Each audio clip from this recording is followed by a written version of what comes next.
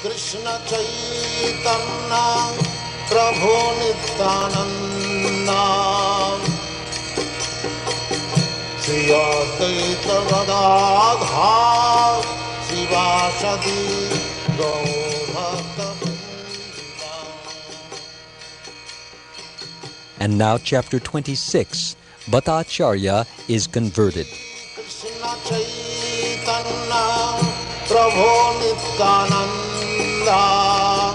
Shri Advaita Gadadhar Sivasadi Gaurata.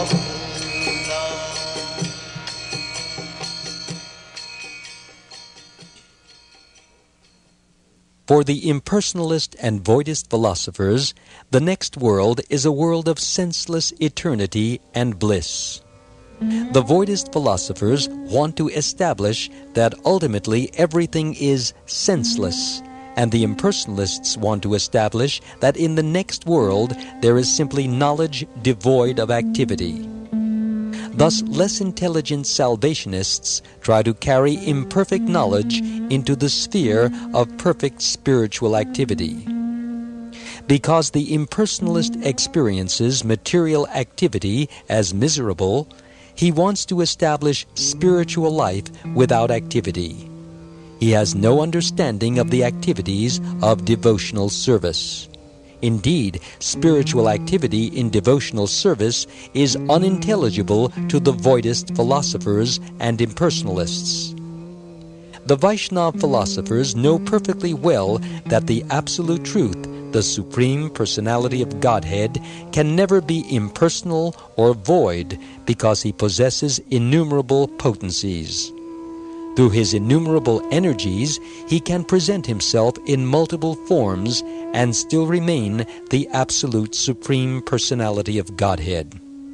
Thus, despite expanding himself in multiple forms and diffusing his innumerable energies, he can maintain his transcendental position. Thus, Lord Chaitanya exposed many defects in the Mayavadi philosophy, and although Bhattacarya tried to establish himself by logic and word jugglery, Lord Chaitanya was able to maintain himself from his attacks. The Lord established that Vedic literature is meant for three things: understanding our relationship with the absolute Supreme Personality of Godhead, acting according to that understanding, and achieving the highest perfection of life, love of Godhead. Anyone who tries to prove that the Vedic literatures aim at anything else is of necessity a victim of his own imagination.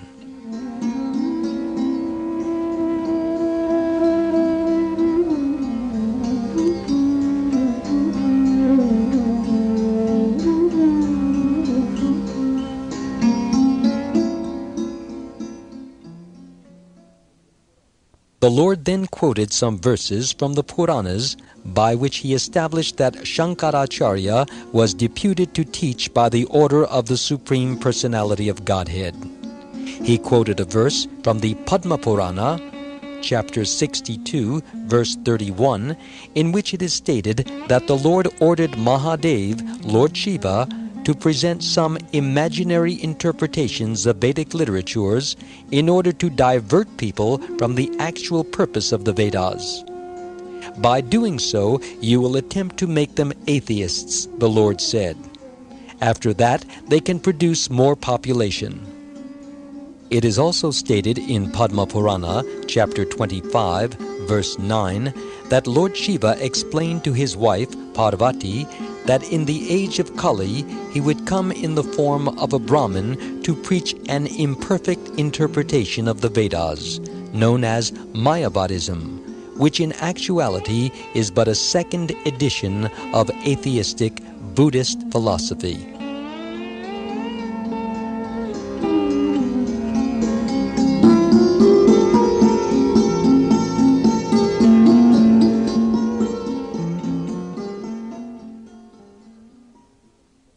Bhattacarya was overwhelmed by these explanations of Lord Chaitanya.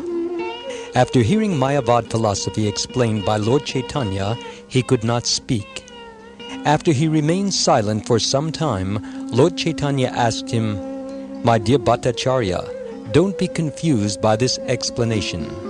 Please take it from me that the devotional service of the Supreme Lord is the highest perfectional stage of human understanding.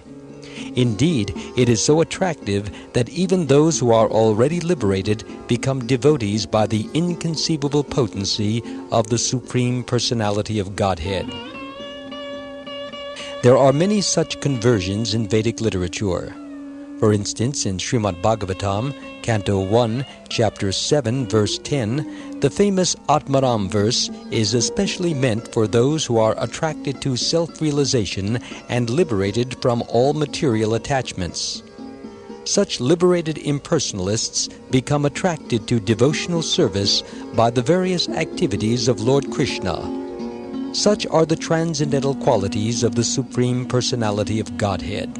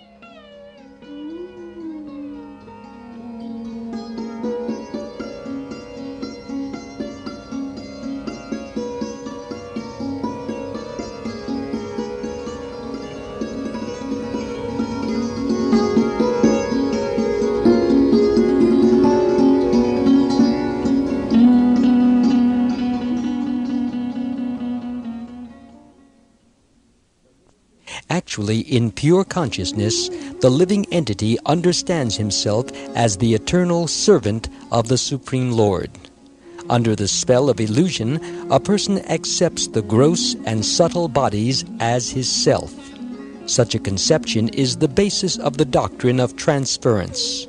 Actually, the part and parcel of the Supreme is not eternally subjected to gross and subtle bodily life. The gross and subtle coverings do not comprise the living entity's eternal form. They can be changed.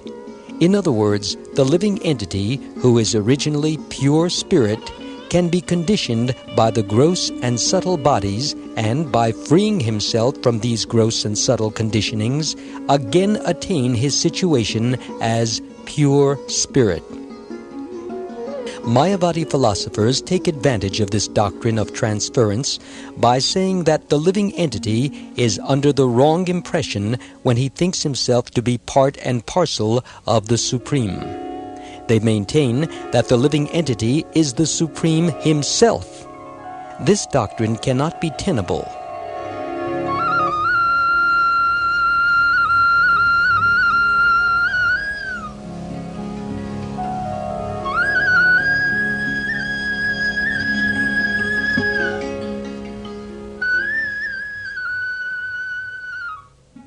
Bhattacharya then asked Lord Chaitanya to explain the famous Atmaram verse, for he desired to hear it from the Lord himself. Lord Chaitanya replied that first of all, Bhattacharya should explain the verse according to his own understanding, and then Lord Chaitanya would explain it. Bhattacharya then began to explain the Atmaram shloka using his methods of logic and grammar. Thus he explained the Atmaram shloka in 9 different ways. The Lord appreciated his erudite scholarship in explaining the verse and said, "My dear Bhattacharya, I know that you are a representative of the learned scholar Brihaspati and can explain any portion of the Shastras nicely. Yet your explanation is more or less based on academic education only. Aside from this academic scholarly approach, there is another explanation."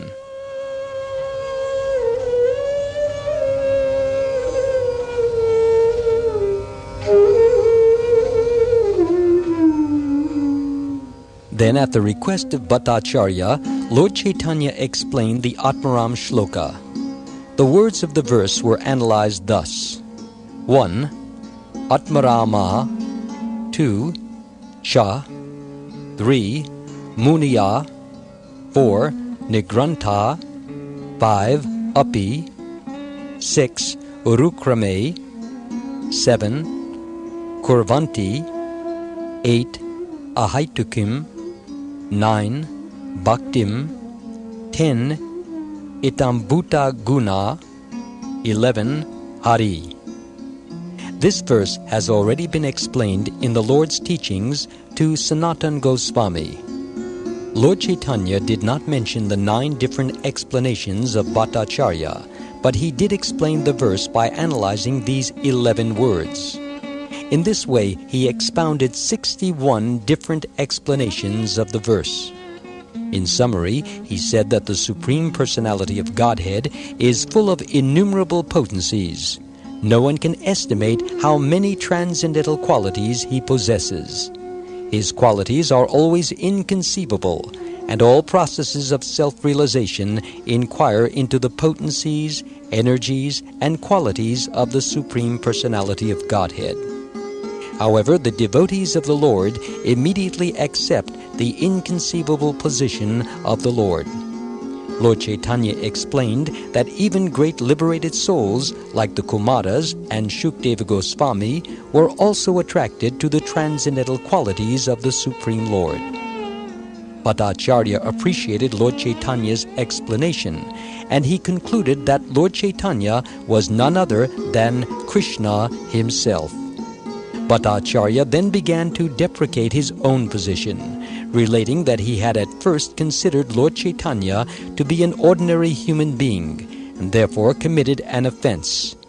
He then fell down at the lotus feet of Lord Chaitanya, deprecating himself, and requested the Lord to show his causeless mercy upon him.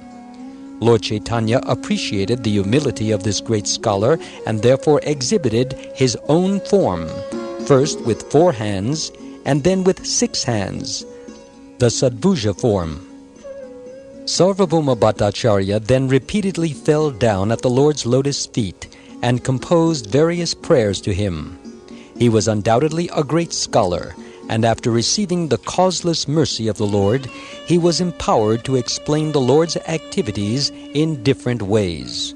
Indeed, he was able to express the method of chanting Hare Krishna, Krishna Krishna, Hare Hare, Hare Rama, Rama Rama, Hare Hare. It is said that Sarvabhauma Bhattacharya composed 100 verses in appreciation of the Lord's activities, and that those verses were so great that they could not even be surpassed by Brihaspati, the greatest learned scholar in the heavenly planets. The Lord was very pleased to hear these 100 verses, and he embraced Bhattacharya. Bhattacharya became overwhelmed with ecstasy by the Lord's touch, and he practically fell unconscious. He cried, trembled, shivered, and perspired, and sometimes he danced and sang and fell at the lotus feet of Lord Chaitanya. Bhattacharya's brother-in-law, Gopinathacharya, and the devotees of the Lord were surprised to see the Bhattacharya transformed into a great devotee.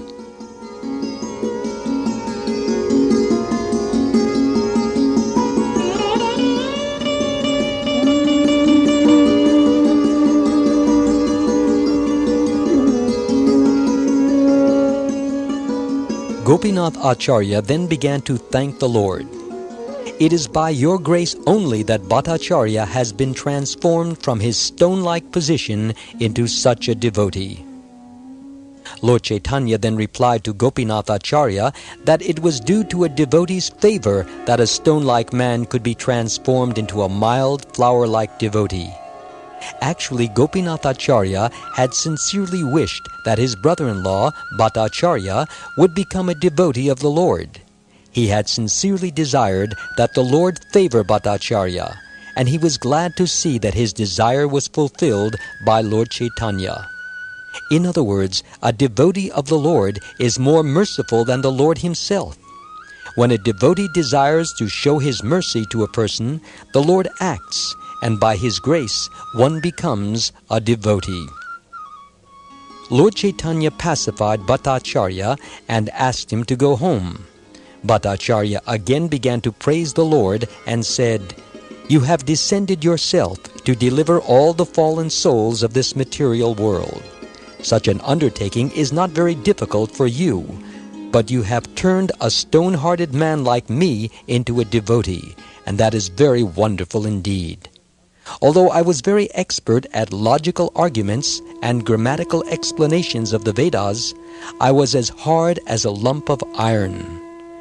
But your influence and temperature were so great that you could melt away a piece of iron like me."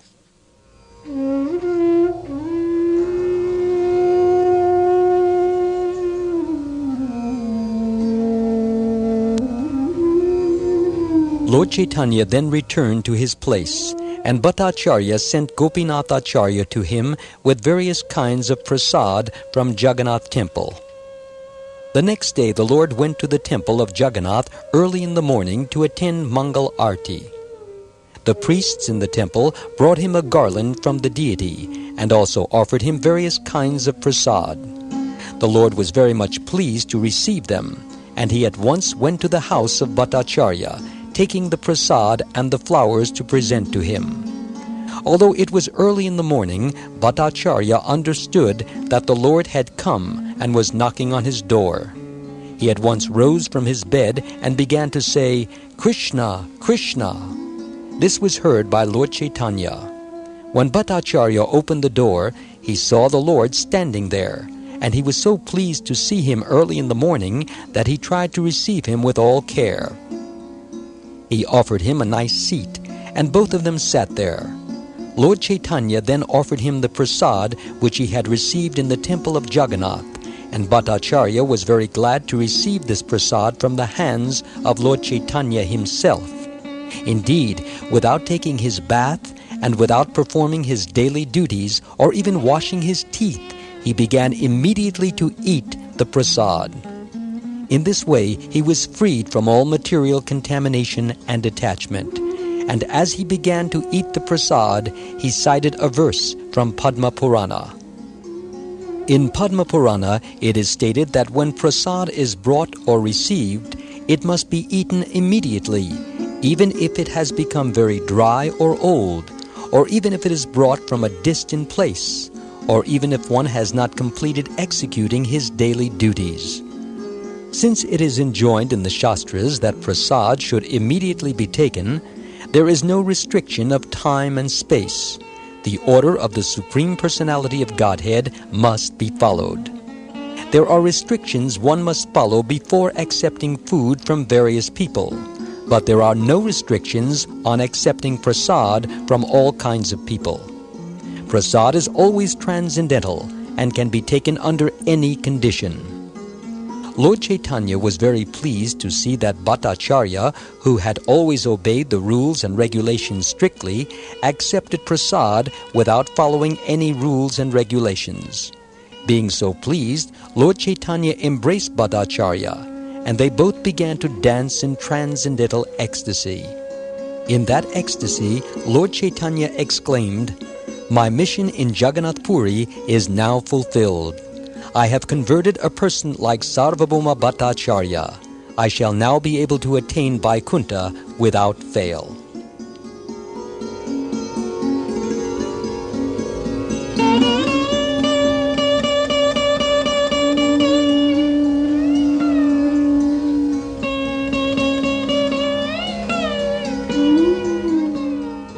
The missionary goal of a devotee is to convert simply one person into a pure devotee. In this way, his admission to the spiritual kingdom is guaranteed. The Lord was so pleased with Bhattacharya that he began to bless him repeatedly. "Dear Bhattacharya, now you are a completely pure devotee of Lord Krishna, and Krishna is now very much pleased with you.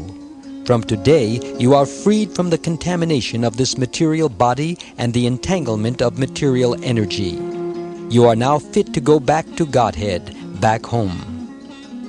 The Lord then cited a verse from Srimad Bhagavatam, Canto 2, Chapter 7, verse 42. Yesham sa eva bhagavan daya yed ananta, sarvatmana shrita pado yadi nirvyalikam, te dustaram atitaranti cha deva mayam, naisham mamaham iti di shvashvagala bhakshye, which means, quote, whoever takes complete shelter of the lotus feet of the Supreme Lord is favored by the Supreme Lord, who is known to be unlimited. Such a person also receives permission to cross the ocean of nations. However, one who thinks this material body to be himself cannot receive the causeless mercy of the Supreme Personality of Godhead. Unquote. After this incident, Lord Chaitanya returned to his place, and Bhattacarya became a pure and faultless devotee. Since he was formerly a great academic scholar, Bhattacarya could only have been converted by the causeless mercy of Chaitanya Mahaprabhu. From that day forward, Bhattacarya never explained any Vedic literature without explaining devotional service. Gopinathacharya, his brother-in-law, was so pleased to see Bhattacharya's condition that he began to dance in ecstasy and vibrate the transcendental sound Hare Krishna, Krishna Krishna, Hare Hare, Hare Rama, Rama Rama, Hare Hare. The next day, after visiting Jagannath Temple early in the morning, Bhattacharya went to visit Lord Chaitanya, and he offered his respects by falling down before the Lord. He then began to explain his past undesirable behavior. When he asked the Lord to speak something of devotional service, the Lord began to explicitly explain the verses of Brihan Naradiya Purana, in which it is stated, Hare Nama, Hare Nama. Upon hearing this explanation, Bhattacharya became more and more ecstatic. Seeing the condition of his brother-in-law, Gopinathacharya said, My dear Bhattacharya, previously I had said that when one is favored by the Supreme Lord, he will understand the techniques of devotional service. Today I am seeing this fulfilled.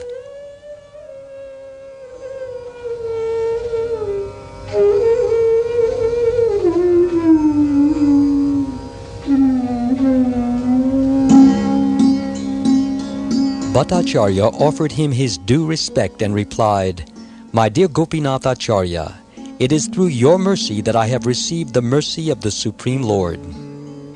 The mercy of the Supreme Personality of Godhead can be obtained by the mercy of a pure devotee. Lord Chaitanya's mercy was bestowed upon Bhattacharya because of Gopinathacharya's endeavor. You are a great devotee of the Lord, Bhattacharya continued, and I was simply blinded by my academic education. Yes, I have obtained the mercy of the Lord through your agency only. Lord Chaitanya himself was greatly pleased to hear Bhattacharya say that a man can obtain the mercy of the Lord through the agency of a devotee. He appreciated his words and embraced Bhattacharya, confirming his statement. The Lord then requested Bhattacharya to go to Jagannath Temple again, and Bhattacharya started out for the temple accompanied by Jagadananda and Damodar, two principal associates of Lord Chaitanya. After seeing Jagannath Temple, Bhattacharya returned home and brought with him much prasad purchased from the temple. He sent all this prasad to Lord Chaitanya through his Brahmin servant. He also dispatched 2 verses written on palm tree leaves and requested Jagadananda to render him a favor by delivering them. Thus Lord Chaitanya was offered the prasad and the verses on the palm leaves. However, before reaching the Lord, Mukunda Datta, who had also undertaken the delivery of the verses, had copied the verses in his book.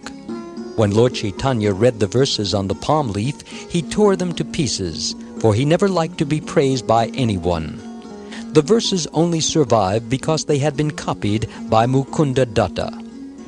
These verses praise the Lord, the Supreme Original Personality of Godhead, who had descended as Lord Chaitanya to preach detachment, transcendental knowledge, and devotional service to the people in general. Lord Chaitanya was praised as the original personality of Godhead and was compared to an ocean of mercy. The verse stated, quote, "Let me surrender unto that Lord Chaitanya Mahaprabhu." The Lord, seeing that devotional service was absent, descended himself in the form of Chaitanya Mahaprabhu to preach devotional service. Let us all surrender unto his lotus feet and learn from him what devotional service actually is. Unquote. These verses are considered to be most important jewels by the devotees of the Lord in disciplic succession. And by virtue of these famous verses, Sarvabhauma Bhattacharya has become known as the highest of devotees. Thus Sarvabhauma Bhattacharya was converted into one of the most important devotees of the Lord, and he had no other interest than to serve the Lord. He thought of Lord Chaitanya constantly, and meditation and chanting became the main purpose of his life.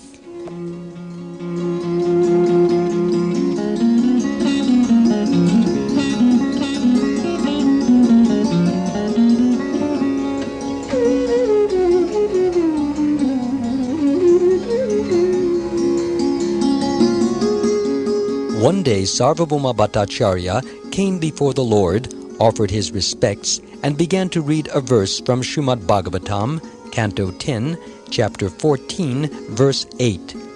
This verse dealt with Lord Brahma's prayer to the Lord.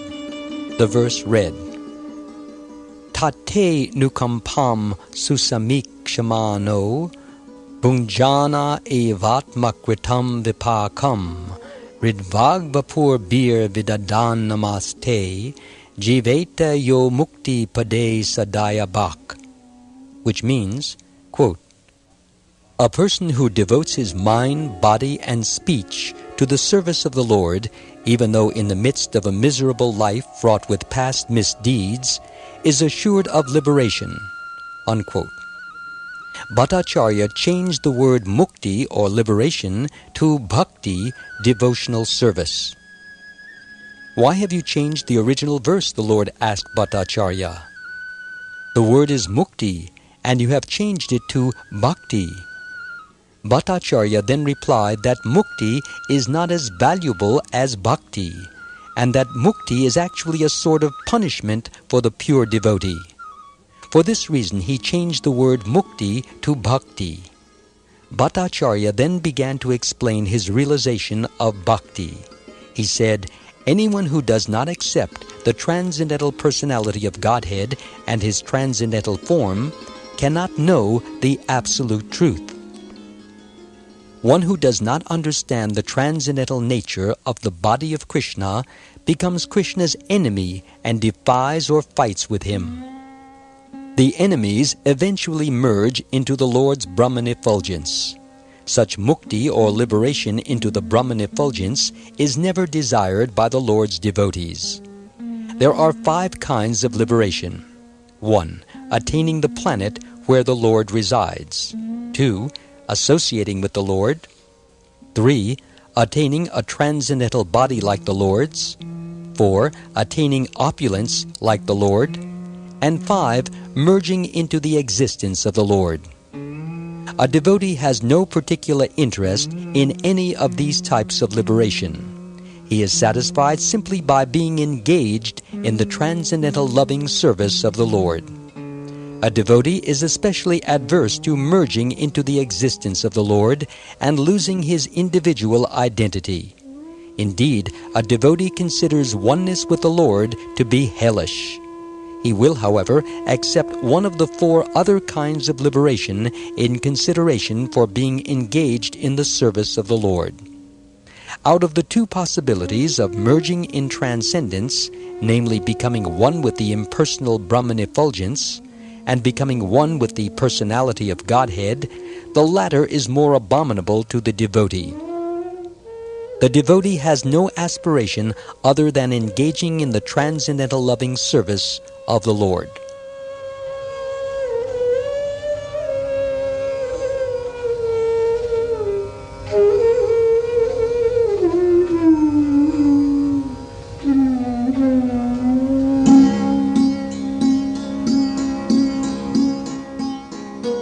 On hearing this, Lord Chaitanya informed Bhattacarya that there is another purport to the word mukti. The word mukti pade directly indicates the personality of Godhead. The personality of Godhead has innumerable liberated souls engaged in his transcendental loving service, and he is the ultimate resort of liberation. In any case, Krishna is the ultimate shelter. Despite this reading, Sarvabhauma Bhattacharya replied, I prefer bhakti to mukti.